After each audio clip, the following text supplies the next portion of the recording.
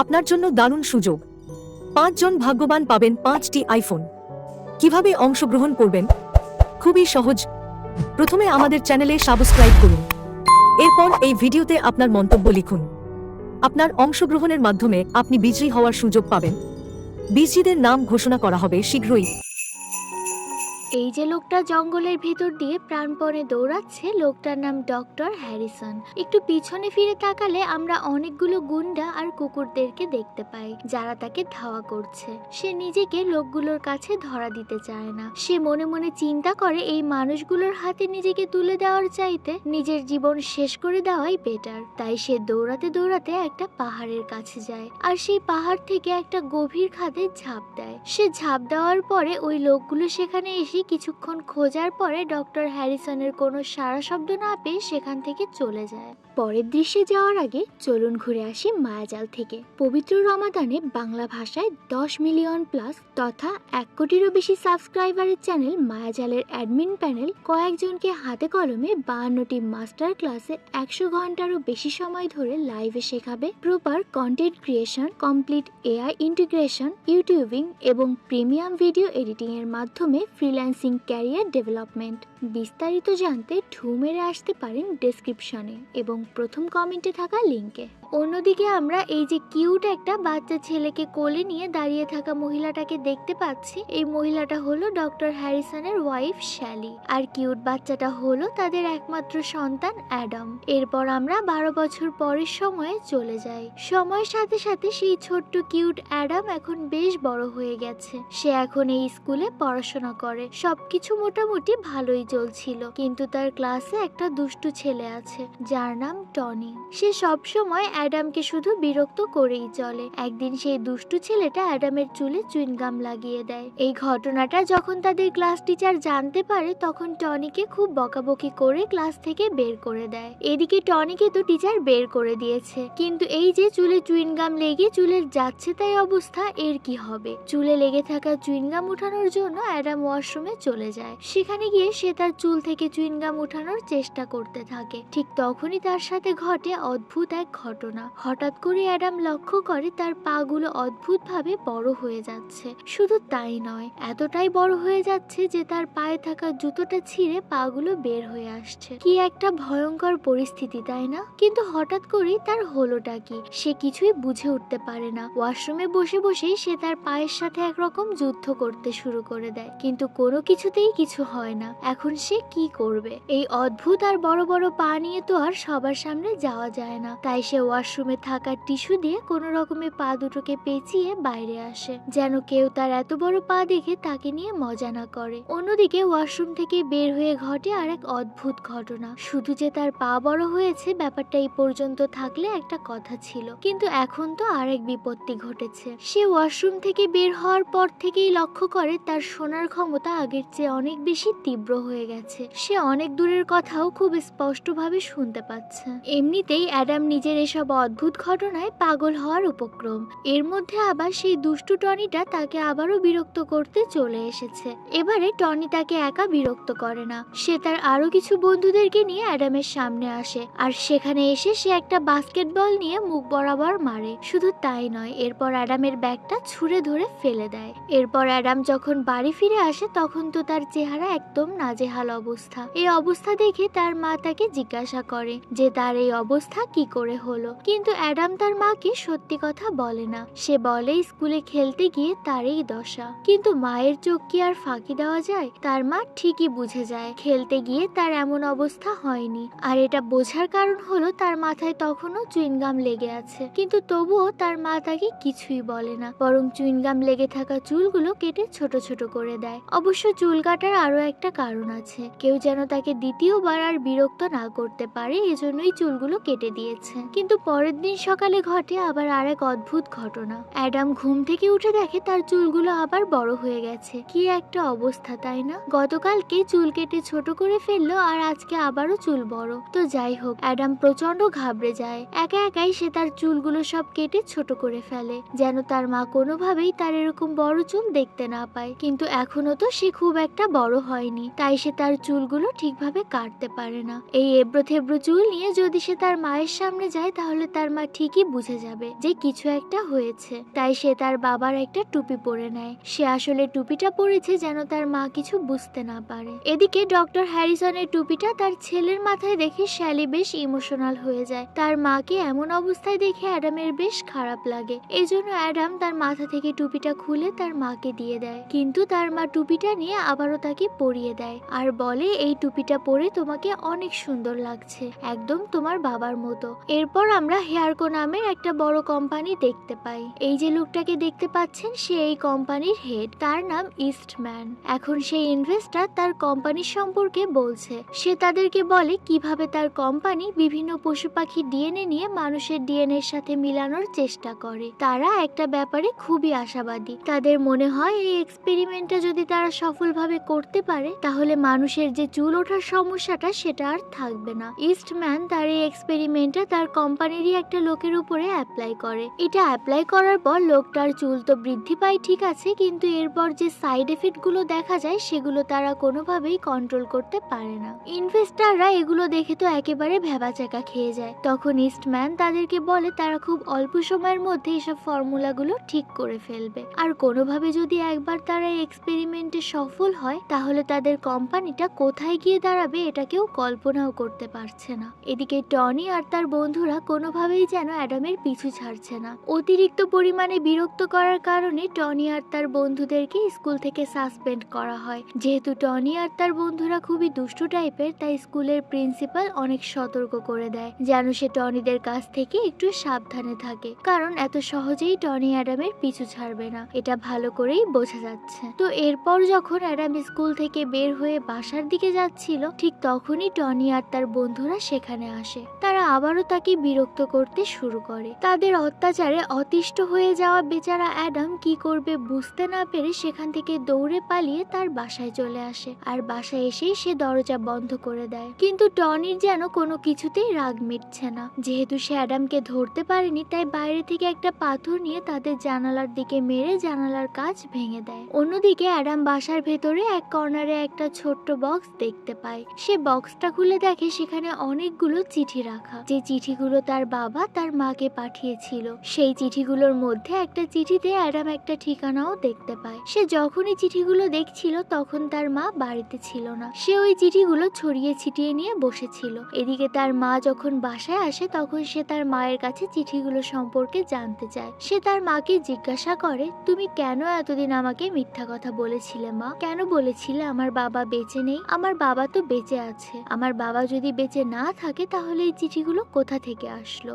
সে তো এখনো তোমাকে চিঠি পাঠিয়েই চলেছে। এই কথাগুলো বলে সে রাগ করে তার রুমে চলে যায়। আর রুমে আসার সময় সে ওই বাক্সের ভেতরে পাওয়া তার বাবার ঠিকানাটা হাতে নিয়ে দেখতে থাকে। এমনিতেই ছোটবেলা থেকে সে তার বাবার আদর পায়নি। বাবাকে ছুঁয়ে দেখার তীব্র আকাঙ্ক্ষা কারই বা না থাকে। পৃথিবীর প্রত্যেকটা সন্তানই বাবার ভালোবাসা চায়, অ্যাডামও তার ব্যতিক্রম নয়। এই জন্য সে মনে মনে সিদ্ধান্ত নেয় যে সে তার বাবার কাছে যাবে, আর যেই ভাবা সেই কাজ। রাতের অন্ধকারে সে তার মাকে কিছু না জানিয়ে সেই ঠিকানার উদ্দেশ্যে বেরিয়ে পড়ে। কিন্তু সে যাবে কিভাবে? সে তো একা একা তেমন কিছুই চিনবে না। রাস্তায় বের হওয়ার পরে সে একটা ট্রাক দেখতে পায়। সে ওই ট্রাক ড্রাইভারের কাছে গিয়ে সাহায্য চায়। ট্রাক ড্রাইভারও বেশ ভালো লোক, তাই সে অ্যাডামকে সেই জায়গায় নিয়ে যায় যেখানকার ঠিকানা কাগজটাতে লেখা ছিল। কিন্তু সেখানে পৌঁছানোর পর সে দেখতে পায় এটা শহর থেকে অনেক দূরে একদম জঙ্গলের মাঝ বরাবর একটা জায়গা। সে আর কিছু না ভেবে সরাসরি জঙ্গলের গভীরের দিকে চলে যায় আর চিৎকার করে তার বাবাকে ডাকতে থাকে। সে যখন জঙ্গলের ভিতর দিয়ে হাঁটছিল তখন সেখানে সে কারো উপস্থিতি অনুভব করতে পারে। একে তো বাচ্চা ছেলে, তার উপর আবার একা একা এমন একটা জঙ্গল,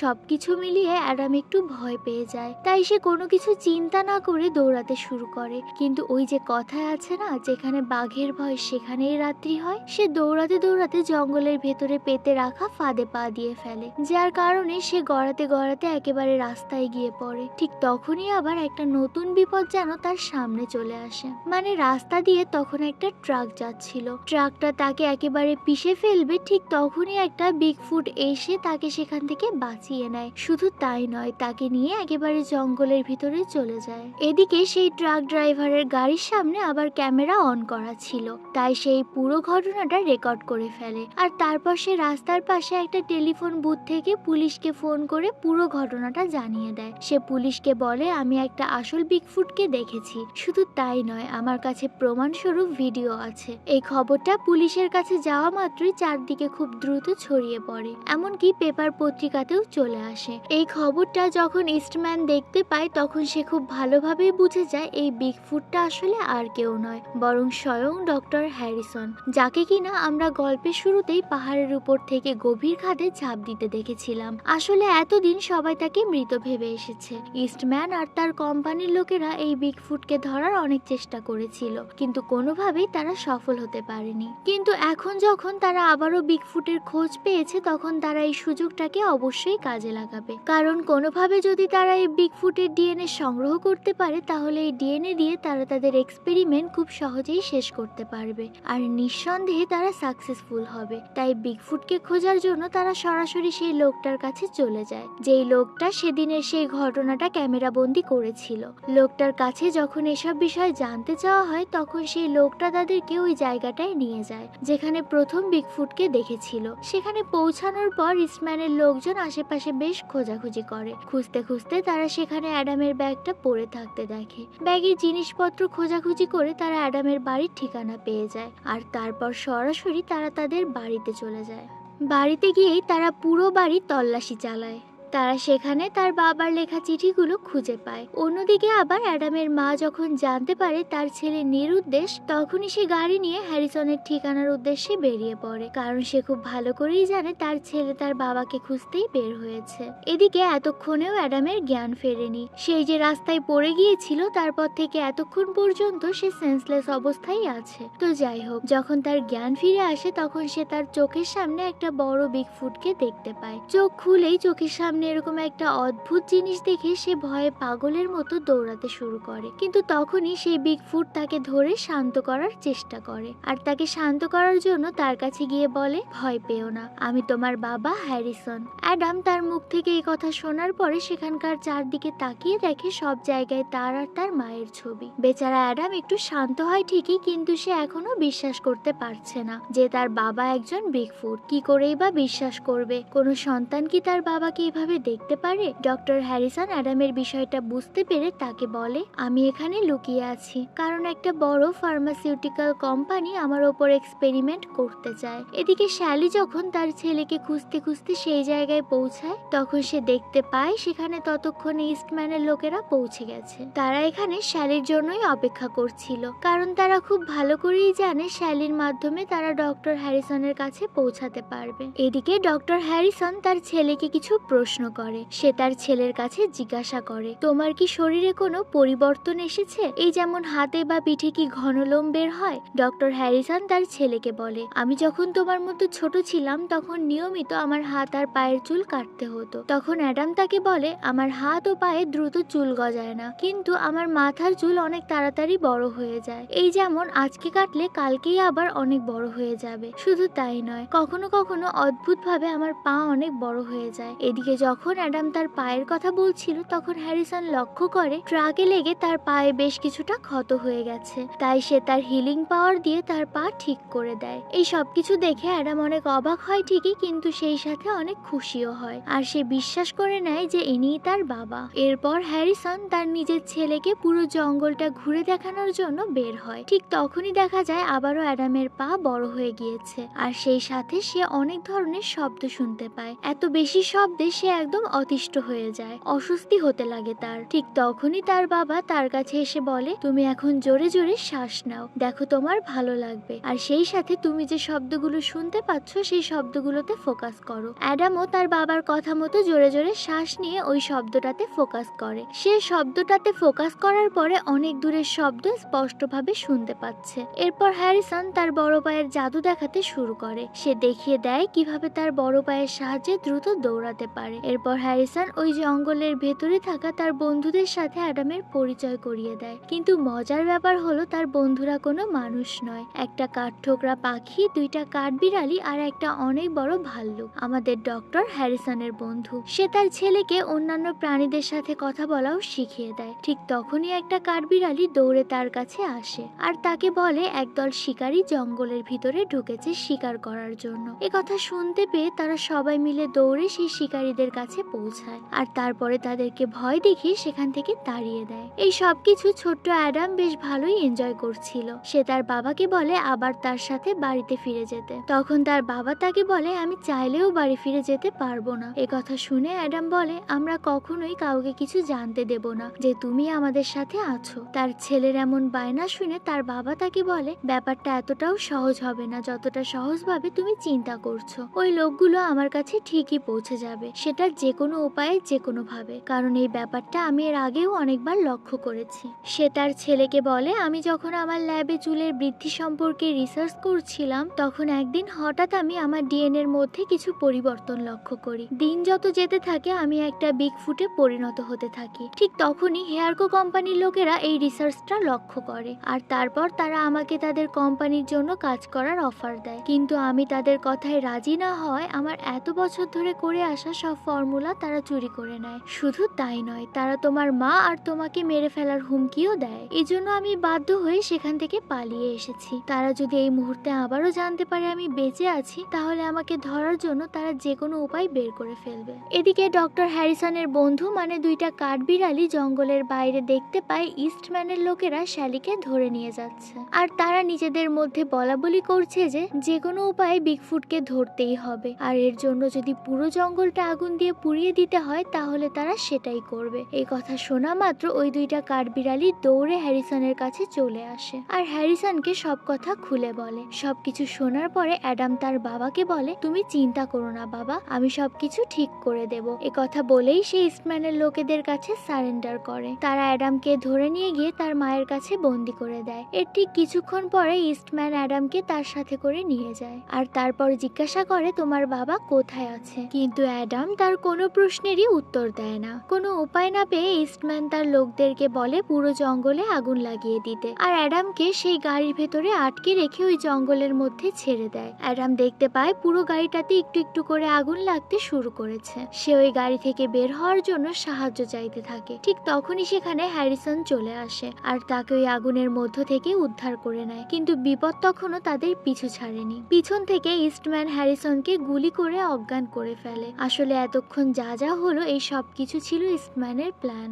এরপর দেখা যায় ইস্টম্যানের লোকেরা হেলিকপ্টারে করে ডক্টর হ্যারিসনকে তুলে নিয়ে যায়। অন্যদিকে অ্যাডাম জঙ্গলের সব বন্ধুদেরকে নিয়ে তার বাবাকে ছাড়িয়ে আনার প্ল্যান করতে শুরু করে দেয়। এদিকে হ্যারিসনকে তুলে নিয়ে গিয়ে হেয়ারকো কোম্পানিতে আটকে রাখা হয় আর সেখানকার সায়েন্টিস্ট তার উপরে রিসার্চ করতে শুরু করে দেয়। হ্যারিসন তাকে বলে আমি কোনোভাবেই এই কোম্পানির হয়ে কাজ করব না। তখন ইস্টম্যান তাকে বলে তুমি যদি আমাদের সাথে কাজ না করো তাহলে আমি তোমার ফ্যামিলির ক্ষতি করব। তো যাই হোক, সেখানকার সায়েন্টিস্ট এরপর হ্যারিসনের সাহায্যে তার পরবর্তী এক্সপেরিমেন্ট করতে শুরু করে দেয় আর সে এই এক্সপেরিমেন্টগুলোতে সফলও হয়। এতে তারা অনেক বেশি খুশি হয়ে যায়। তখন সায়েন্টিস্ট বলে এখন শুধু হ্যারিসনের ডিএনএ নিয়ে অল্প কিছু কাজ বাকি আছে। এই কাজটুকু করতে পারলে আমরা আমাদের প্রজেক্ট মার্কেটে লঞ্চ করতে পারবো। ইস্টম্যান তার সায়েন্টিস্টকে দ্রুত কাজ শেষ করতে বলে সেখান থেকে চলে যায়। অন্যদিকে দেখা যায় অ্যাডাম তার বন্ধুদেরকে নিয়ে সেই হেয়ারকো কোম্পানিতে পৌঁছে গেছে। তারা সেখানে গিয়ে সব সিকিউরিটি গার্ড আর সিসি ক্যামেরা থেকে নিজেদেরকে লুকিয়ে ওই কোম্পানির ভেতরে ঢুকে পড়ে। তারপর সে খুঁজতে থাকে তার বাবাকে কোথায় রেখেছে।